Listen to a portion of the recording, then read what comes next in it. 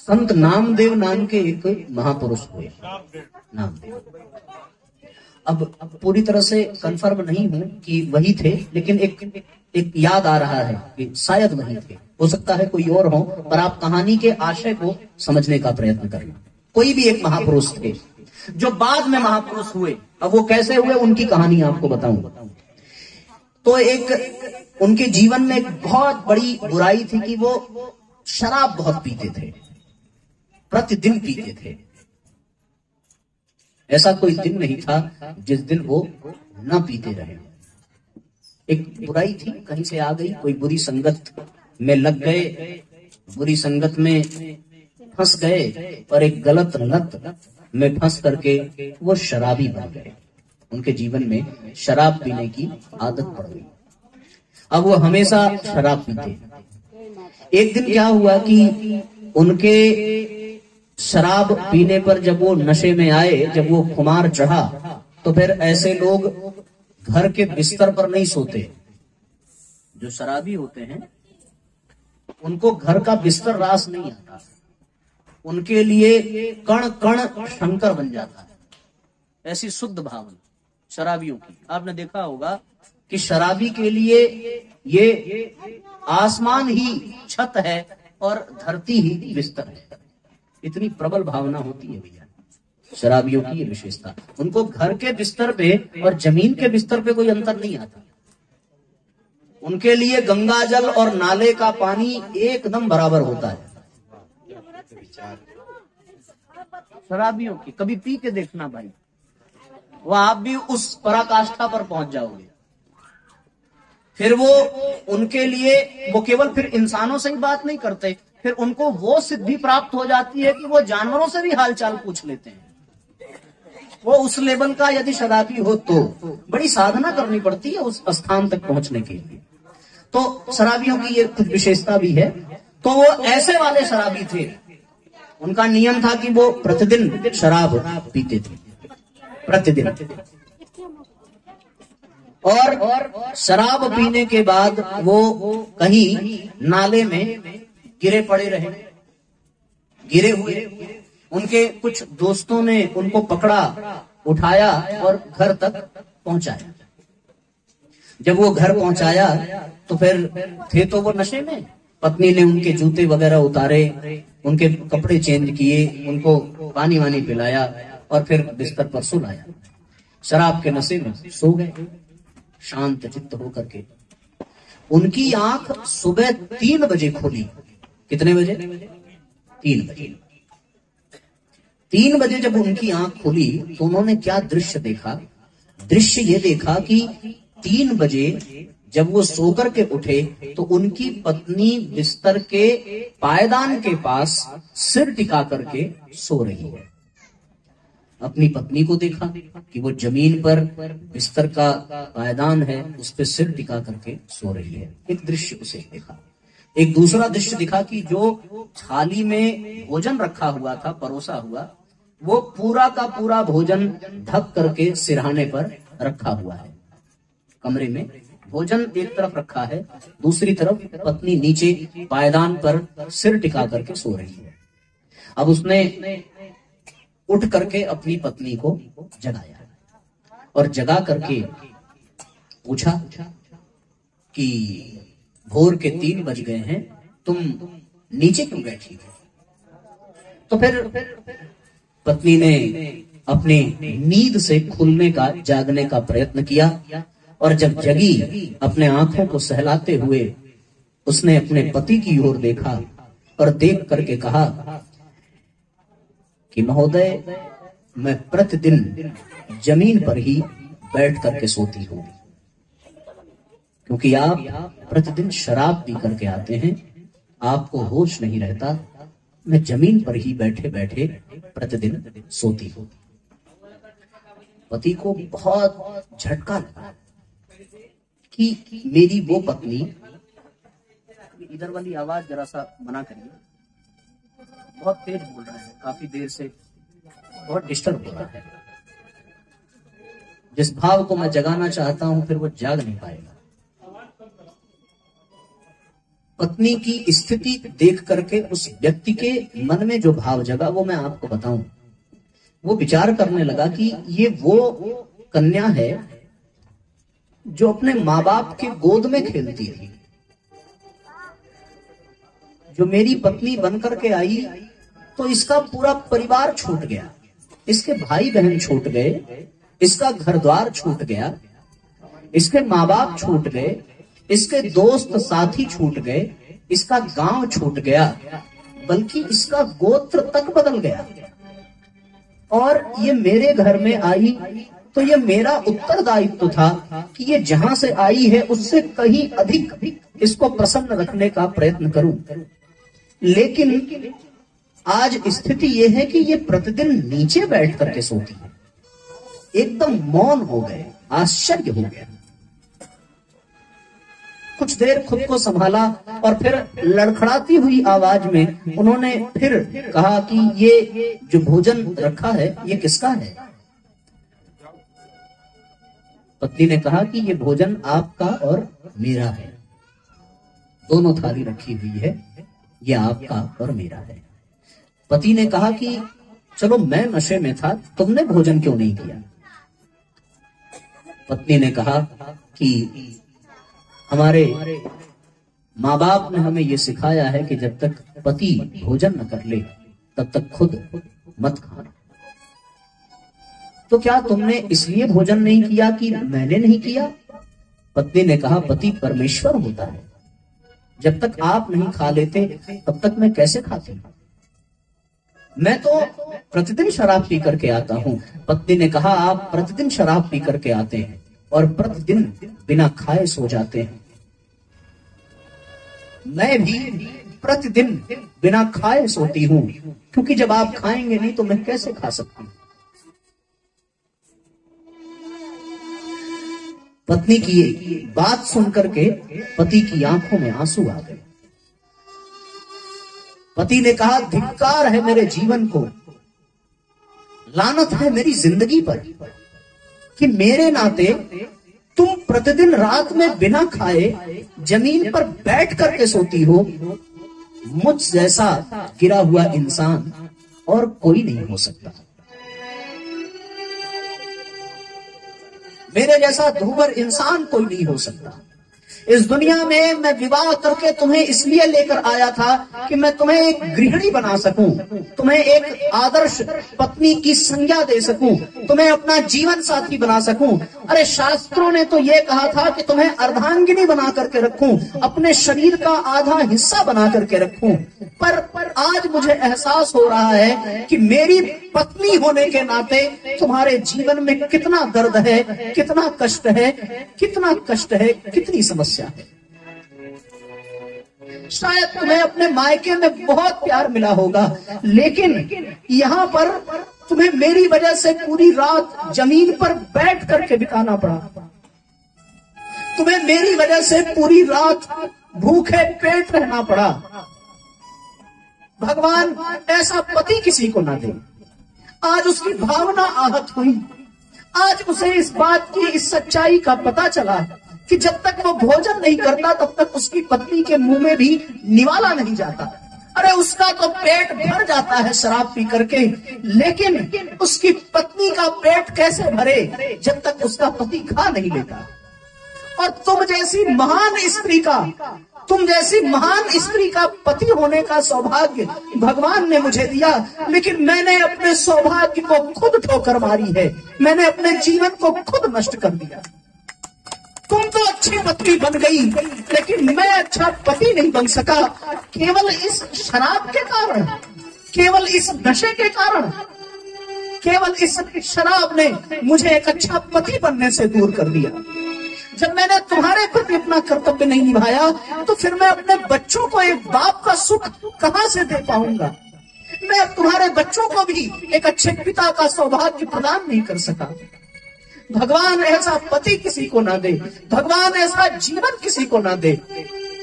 मैं अब आत्महत्या करूंगा, मैं इस जीवन को लेकर के जी नहीं सकता, क्योंकि ये जीवन कलंकित हो गया है।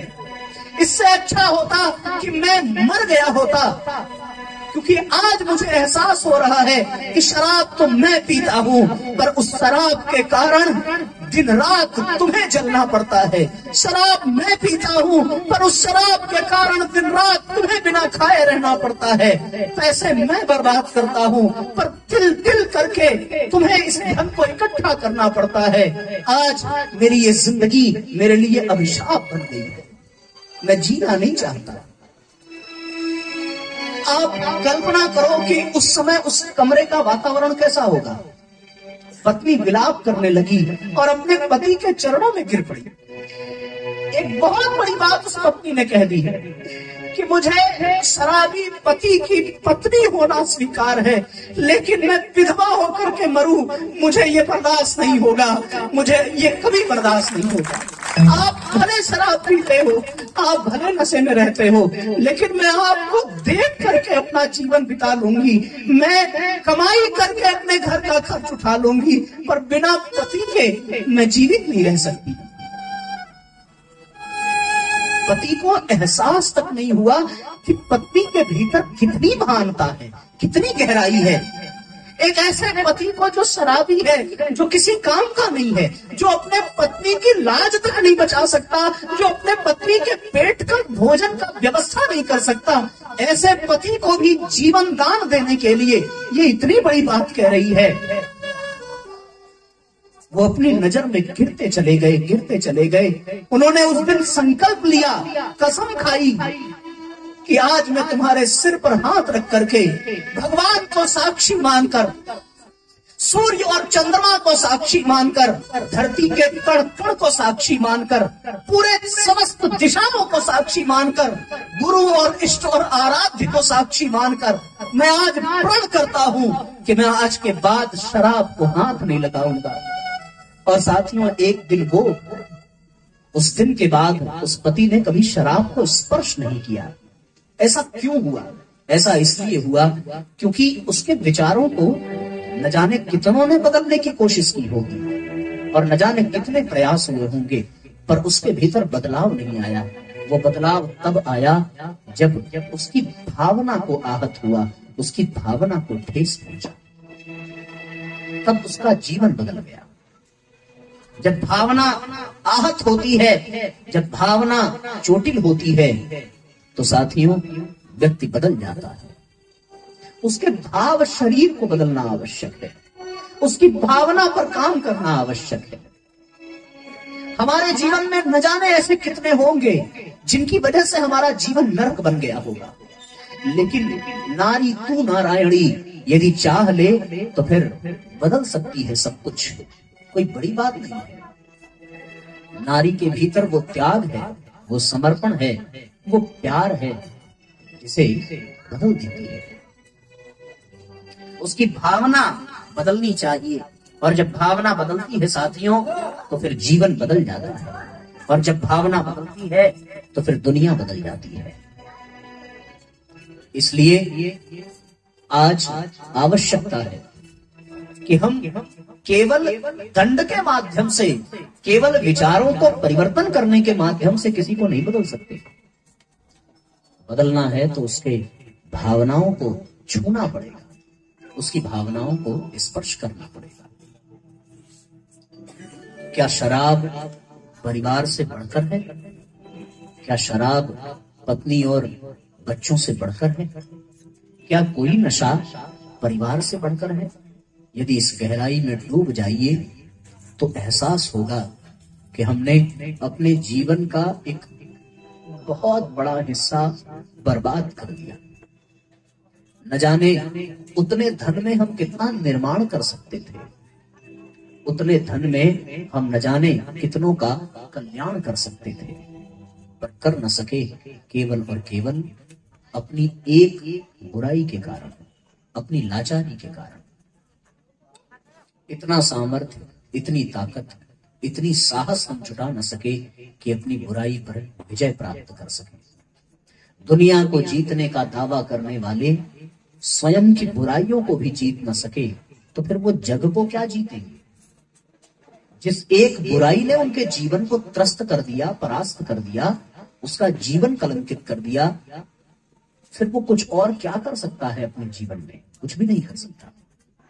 तो इसलिए साथियों, अब चूंकि ये विषय उठा है तो मैं ये निवेदन करूं कि इस नशे से दूर रहना ही अच्छा होगा।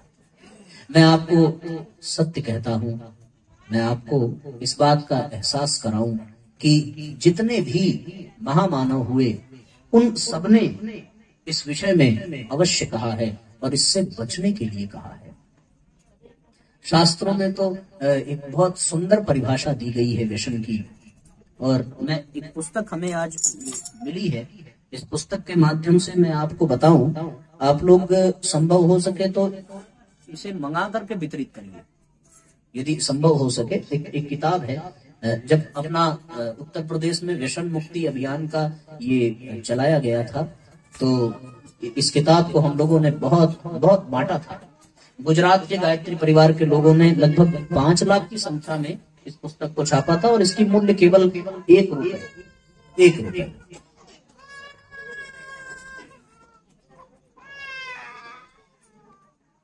लेकर के क्यों आते हो भाई इन लोगों को? अपना कोई जरूरी काम होगा तब लेके नहीं जाएंगे, कथा में जरूर लेके आए। अब सुनो उनको, है ना? अभी किसी सहेली के साथ घूमने जाना हो, पिक्चर देखने जाना हो, घर पे छोड़ के जाएंगे, चलो भला। मैं कहना तो नहीं चाहता, लेकिन किसी एक के कारण सबको असुविधा हो, इससे अच्छा है कि वो थोड़ी खुद असुविधा सह ले। तो इसलिए साथियों, शारंगधर संहिता में ये बात कही गई है, बुद्धि विलुम्पति यत द्रव्यम मदकारी तदुच्यते। जो बुद्धि को नष्ट कर दे, विवेक को नष्ट कर दे, उसी को व्यसन कहते हैं। बुद्धि विलंबति यत द्रव्यम, वह द्रव्य जो नष्ट कर दे विवेक को, बुद्धि को, उसको नष्ट कर दे, उसको ही व्यसन कहते हैं। आप देखो जो शराबी होते हैं उनमें फिर निर्णय लेने की क्षमता नहीं होती, उनका विवेक मर जाता है, उनसे कोई कुछ पूछता भी नहीं है, क्योंकि क्या पूछे जब उसका अपना ही बुद्धि नहीं है, अपना ही विवेक नहीं है। यदि होता तो वो फिर खुद भी शराब नहीं पीता। मैं आपको कितनी बातें बताऊं। ये शराब का जो नशा करने का है वो साथियों इसलिए है कि तंबाकू जैसे हो गया, शराब जैसे हो गया, इनके भीतर जो नशीली चीजें होती हैं जब वो शरीर में जाती हैं तो शरीर को उसकी लत पड़ जाती है, रक्त वाहिनियां उससे चौड़ी हो जाती हैं, थोड़ी देर के लिए सभी कोशों में खून अच्छी तरीके से दौड़ने लगता है। तो फिर ये थोड़ी देर का जो खून का, रक्त का बहाव होता है, ये बहुत ही आनंद देता है और मन को क्षणिक सुख देता है। मन को क्षणिक सुख मिलने के कारण नशा बहुत अच्छा लगता है। ऐसी स्थिति में धीरे धीरे खाते पीते उस नशे की व्यक्ति को लत पड़ जाती है।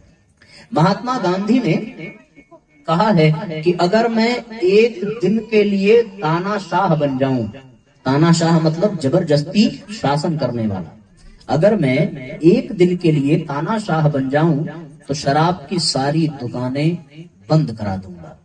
महात्मा गांधी ने ये कहा है अपनी किसी पुस्तक में, यदि मैं एक दिन के लिए तानाशाह हो जाऊं तो मैं शराब की सारी दुकानें बंद करा दूंगा। ईसा मसीह ने भी इस विषय में कहा है कि तू ये जान ले कि मद्यपान नहीं करेगा तो इस प्रकार परमपिता परमात्मा के गुणों को अपने में अवतरित कर सकेगा। ईसा मसीह, परम पूज्य गुरुदेव ने कहा है कि व्यसन मनुष्य के वास्तविक प्राणघातक शत्रु हैं। मादक द्रव्य सेवन करने वाला व्यक्ति दिन दिन क्षीण होते होते अकाल मृत्यु के मुख में चला जाता है। व्यसन मित्र के रूप में हमारे शरीर में घुसते हैं और शत्रु बनकर उसे मार डालते हैं। ये परम पूज्य गुरुदेव ने लिखा है कि व्यसन हमारे शरीर में घुसते हैं और शत्रु बनकर के मार डालते हैं। महात्मा बुद्ध ने इस विषय में कहा है, मनुष्यों तुम सिंह के सामने जाते समय भयभीत न होना, वह पराक्रम की परीक्षा है। तुम तलवार के नीचे सिर झुकाने से भयभीत न होना, वह बलिदान की कसौटी है। तुम पर्वत शिखर से पाताल में कूद पड़ना, वह तप की साधना है। तुम बढ़ती हुई ज्वालाओं से विचलित न होना, वह स्वर्ण परीक्षा है। पर शराब से सदा भयभीत रहना, क्योंकि वह पाप और अनाचार की जननी है। शराब। एक आदमी रास्ते में जा रहा था, किसी कुएं के पास उसे किसी प्रेत ने पकड़ लिया। प्रेत ने, अब प्रेत ने पकड़ लिया, वो मिन्नतें करने लगा, गिड़गिड़ाने लगा कि हमें छोड़ दो। तो फिर उसने 3 शर्त रखी। बोले तुम्हें मैं तब छोड़ूंगा जब तुम मुझे प्रेत योनि से मुक्त करोगे। बोले क्या करना पड़ेगा? बोले 3 काम करना पड़ेगा। या तो तुम किसी का बलात्कार करो, या तो किसी की हत्या करो, या तो तुम शराब पियो। उसने सोचा कि हत्या कर दूं ये तो महापाप है, बलात्कार करूं ये भी बहुत बड़ा पाप है। एक काम करते हैं, शराब पी लेंगे, थोड़ी देर बाद नशा उतर जाएगा और फिर ये प्रेत योनि से मुक्त भी हो जाएगा, हम भी मुक्त हो जाएंगे। दिमाग लगाया और बंदे ने शराब पी ली। आपको पता है हुआ क्या?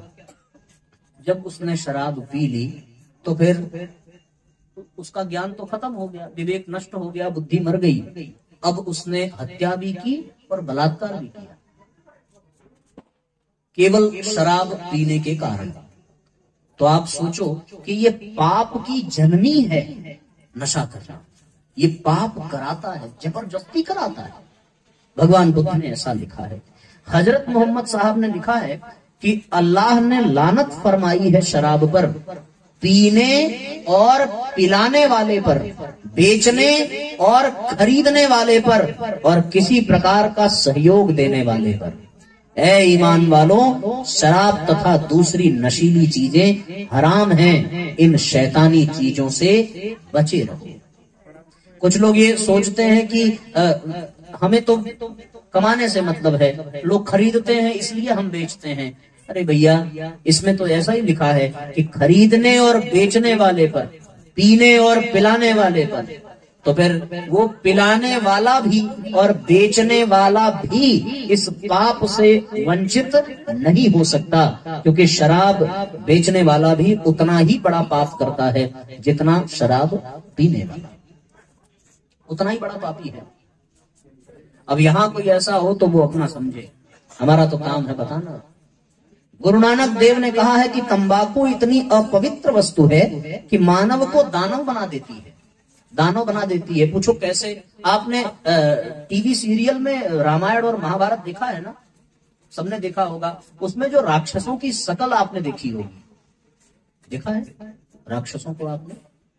होते तो दिखने में वो भी इंसान ही है, पर कुछ विशेषता होती है उनके देखने में। पता है क्या होती है? उनके पूरे मुंह एकदम लाल लाल होते हैं, दांतों में खून जैसी लाली, बड़े बड़े दांत, बिखरे बाल, आंखें नशे से एकदम लाल। वही तो राक्षस है। तो जो तंबाकू खाता है, आप उसका भी चेहरा देख लो, उसके भी दांत मतलब रंगीन हो जाते हैं, सफेद तो रह ही नहीं जाता, रंग बदल जाता है, आंखें बदल जाती है, आंखों का रंग बदल जाता है, चेहरा बदल जाता है उसका पूरा। और सबसे बड़ी बात यह है कि भैया जिसके मुंह में तंबाकू है वो ठीक से बात भी नहीं कर पाएगा। ऐसे इंसान से आप क्या उम्मीद करोगे? कैंसर वगैरह ये तो बहुत आगे की चीज है, इतना तो होता ही है, पर तुरंत का जो नुकसान है वो यही है। आप इसको समझो। इसके बारे में लिखा है कि तंबाकू के खेत में गाय तो क्या, गधा भी नहीं जाता। तंबाकू के खेत में, आप तंबाकू की खेती अगर कहीं देखी होगी आपने, तो उस खेत में गाय तो क्या, गधा भी उसको चरने नहीं जाता। इसका मतलब ये है कि तंबाकू खाने वाला गधे से भी गिरा हुआ है। मुझे लगता है कि आज मैं जब मंच से नीचे उतरूंगा तो मुझे सिक्योरिटी की जरूरत पड़ेगी घर जाने की। लेकिन अब व्यवस्था है, अब ये विषय चल रहा है तो कहना ही पड़ेगा। देखो, मरना मारना तो है ही है। हम लोग तो उस पैटर्न पे काम कर रहे हैं कि जब कल मरना है तो आज ही मर जाएंगे। ऐसा कोई प्लान तो नहीं कर रहा है ना भाई? अच्छा, हमारी सुरक्षा के लिए कौन कौन लोग हमारे साथ हैं? जरा हाथ उठाओ। अरे वाह, ये बढ़िया है। आप लोगों ने तो हमारी ताकत बढ़ा दी भाई। अब कोई दिक्कत नहीं है। अब तो मैं मुक्त कंठ से कहूंगा कि जो तंबाकू खाता है वो गधे से भी गिरा हुआ। आप खाते तो नहीं हो ना भाई? बस ठीक है। तो जो भी खाता है उसकी ये दशा है। ये हम नहीं कह रहे हैं, हाँ ये गुरु नानक देव कह रहे हैं, ऐसा इसमें लिखा है। आपको यदि बदला लेना हो तो आप इनसे लेना, हम तो बस पढ़ के सुना रहे हैं, ठीक है। जैसे आपको लगता है कि बेचने में कोई पाप नहीं है, तो वैसे हमें भी लगता है कि सुनाने में हम कोई गलती तो नहीं कर रहे हैं। लिखा इन्होंने है, हमने लिखा नहीं है। आप ये किताब हमसे ले भी लेना, आप पढ़ भी सकते हो। आगे भी लिखा है कि थोड़ा सोचो, 1000 बार सोचो। और साथियों, ये बड़ी विचित्र बात है कि व्यक्ति जो है नशा करके अपने जीवन को, एक बड़ा प्यारा गीत आया था, आप बजाना उसको।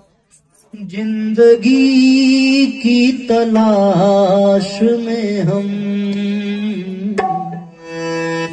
मौत के कितने पास आ गए। नहीं, बजाना नहीं है तो फिल्मी गाना है, मंच से बजा नहीं सकते। पर शराब पीने वाला जिंदगी की तलाश में रहता है, शराब पीने वाला जिंदगी की तलाश में रहता है, पर वो मौत की ओर बढ़ रहा है। आप लोग बोलोगे साहब जो नहीं पीते वो भी मरते हैं, तो खा पी के मरो मरो। अगर आपको लगता है कि लाभ है तो फिर पियो। अच्छा, ये शराब पर और नशे पर आप लोगों ने प्रवचन बहुत सुना होगा, आज फिर से सुन लिया। लेकिन अब मैं अगले क्रम में आपको उपाय बताता हूँ कि कैसे छोड़ा जाता है और कैसे छुड़ाया जाता है। ये इसी पुस्तक में लिखा है। लिखते हैं कि हे भगवान, जिनका अनुकरण करके मैं व्यसनों के चंगुल में फंसा हूँ, ऐसे मित्र एवं संबंधियों से मेरी रक्षा करना। मेरे दुश्मनों का सामना तो मैं खुद कर लूंगा। आगे लिखते हैं कि संकल्प शक्ति का प्रयोग, दृढ़ संकल्प के आधार पर किसी भी प्रकार का दुर्व्यसन छोड़ा जा सकता है। असल में जानते सब हैं कि नशा नुकसानदायक है। जो उचित समय आने पर तुरंत निर्णय लेते हैं, वही दृढ़ संकल्प से इसका त्याग कर पाते हैं। निम्न प्रकार के उपाय हैं कि नशा करने वाले मित्रों की संगत से बचिए और अच्छे मित्र तलाशिए। उनसे मित्रता कभी मत करिए जो नशा करते हैं। दूसरा उपाय है कि जेब में व घर में नशे की सामग्री न रखें। इससे लाभ मिलेगा, क्योंकि आपको मान लो रात को 12 बजे नशा करने का मन कर दिया और आपकी जेब में और घर में नहीं है, तो आप कर नहीं पाओगे और कहीं मिलेगा भी नहीं, तो विवश होकर के सुबह तक आप नशा नहीं कर पाओगे। ऐसे धीरे धीरे आदत छूट जाएगी। तीसरा है कि बच्चों के द्वारा बाजार से कोई भी नशे की चीज न मंगवाइए, क्योंकि वो बच्चा भी लाते लाते आपके कारण वो भी नशा करने लगेगा। चौथा उपाय बताया कि आप किसी भी रचनात्मक कार्य से जुड़े रहें। खाली समय में ही नशे की याद आती है। घर में किसी की मौत हो जाए, कितना भी बड़ा नशेड़ी हो, वो जब तक दाह संस्कार के बीच में भी ले सकता है।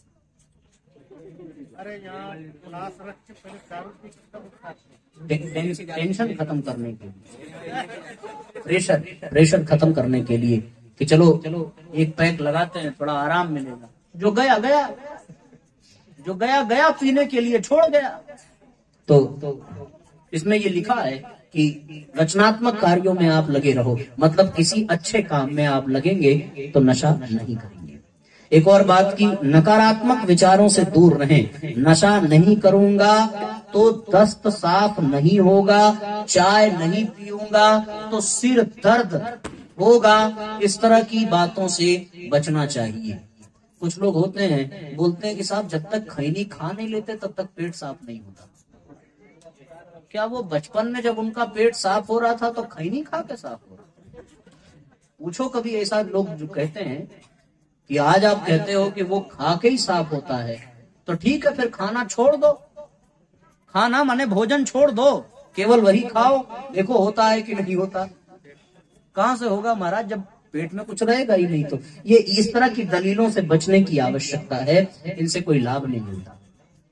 किसी त्योहार, यज्ञ, कथा जैसे अवसर पर दृढ़ संकल्प के साथ नशा त्याग देना चाहिए। ये लिखा है, उसमें कथा भी लिखा है। देखो मैं खुद से नहीं बोल रहा हूं, इसमें लिखा है भैया, कथा के अवसर पर, यज्ञ अनुष्ठान आदि एवं कथा के अवसर पर नशा छोड़ देने का संकल्प करना चाहिए। तो ये कथा का ही तो अवसर है। यदि कोई ऐसे हो जो नशा करते हो तो वो आज यहाँ पर संकल्प लेकर के छोड़ सकते हैं। मन में संकल्प मत लेना, मन वाला केवल आपको ही पता होगा, और जब आप पियोगे तो कहोगे कि हमने किससे कहा था। सबके सामने जब आप संकल्प लेंगे तो फिर आप जब पीने जाएंगे तो लोग आपको रोकेंगे, याद दिलाएंगे कि भैया आपने कसम खाई थी, अब आप मत पीजिए। एक बात आगे लिखते हैं पूज्य गुरुदेव की, दृढ़ इच्छा शक्ति से नशा त्यागने का संकल्प करें और फिर से शुरू करने का बहाना न खोजें। एक नशा छोड़कर दूसरा न अपनाएं। 8वां है कि 100 ग्राम सौंफ, 100 ग्राम अजवाइन और 30 ग्राम काला नमक में 2 नींबू का रस मिलाकर अच्छे से भूंज लीजिए। नशे की इच्छा के समय थोड़ा थोड़ा मुंह में रखें।